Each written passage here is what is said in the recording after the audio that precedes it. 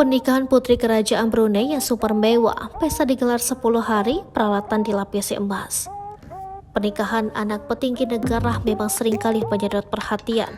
Pernikahan Putri Azemah Nikmatul Bolkiah dengan Pangeran Bahar Ibni Jeffrey Bolkiah salah satunya.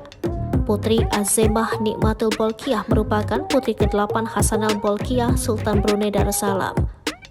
Pernikahan sukses mencuri perhatian publik lantaran berlangsung mewah, bahkan peralatan di acara tersebut berlapis emas. Dilansir Tribun Style dari Yad.vn pada Selasa 24 Januari 2023, Kerajaan Brunei baru saja mantu. Putri ke-8 Sultan Brunei Hassanal Bolkiah dari mantan istri keduanya Hajah Mariam, Putri Azemah Nikmatul Bolkiah akhirnya mengakhiri masa lajangnya.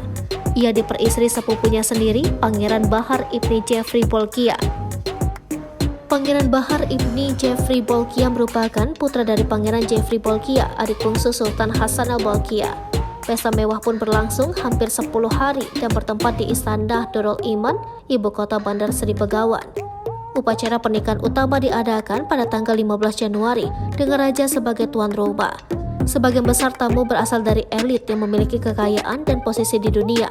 Salah satu hal yang paling menarik perhatian di pesta pernikahan itu adalah gaun Putri Azemah Nikmatul Bolkiah.